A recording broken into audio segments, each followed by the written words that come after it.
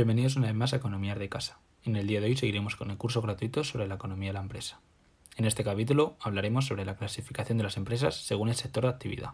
Según este criterio, las empresas se clasifican dependiendo del sector de la economía al que pertenezcan por naturaleza. Si no recuerdas cuáles son los diferentes sectores que existen en la economía, te recomiendo que veas el vídeo que te dejo aquí en las etiquetas. Ahora bien, teniendo esto claro, las empresas se clasifican en tres grandes grupos.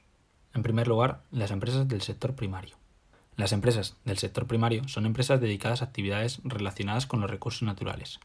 Por ejemplo, son del sector primario una granja de vacas, una explotación agrícola o una empresa dedicada a la recolección de plantas medicinales. En segundo lugar, las empresas del sector secundario. Estas transforman unos bienes en otros a través de un proceso productivo. Por ejemplo, son del sector secundario una fábrica textil, una industria química, una constructora, una panificadora, empresas automovilísticas, etc. En tercer lugar, las empresas del sector terciario. Estas se pueden agrupar en dos tipos. Empresas comerciales son empresas que aumentan la utilidad de los bienes al ofrecerlos a los consumidores en el lugar y momento en que lo necesiten, como por ejemplo los supermercados, inmobiliarias o farmacias, y el segundo tipo serían otros servicios. Estas son empresas que satisfacen necesidades de muy diversa naturaleza, desde empresas de hostelería, financieras, de telecomunicaciones, de sanidad, de educación, etc. Como se puede observar, este tipo de clasificación es muy sencillo. Por lo tanto, vamos a ir un pasito más allá y observaremos los componentes del PIB español en 2015, donde podemos hacernos una idea de la importancia de cada grupo en la economía española. He de comentar que en el caso de que sea de otro país, estos porcentajes variarían, ya que cada país al final es diferente. En España podemos observar que el PIB español depende fundamentalmente del sector terciario, más concretamente del sector servicios, con casi 3/4 partes del total.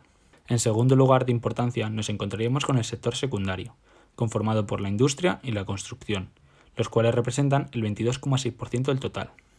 Ocupando el último lugar nos encontraríamos con el sector primario, el cual solo representa el 2,5% del total.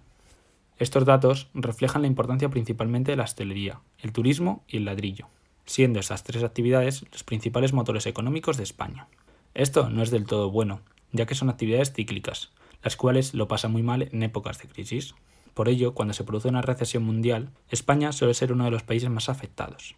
Por ello, es recomendable que España realice una transición hacia otras actividades, como pueden ser las tecnológicas, actividades innovadoras y potenciar su industria. Con esta breve explicación me despido por hoy. Espero haber sido de ayuda y si es así, por favor suscríbete a mi canal para estar al tanto de nuestro curso gratuito sobre la economía de la empresa. Cualquier duda o sugerencia, por favor déjalas en los comentarios, para que pueda responderlas. Nos vemos en el próximo vídeo.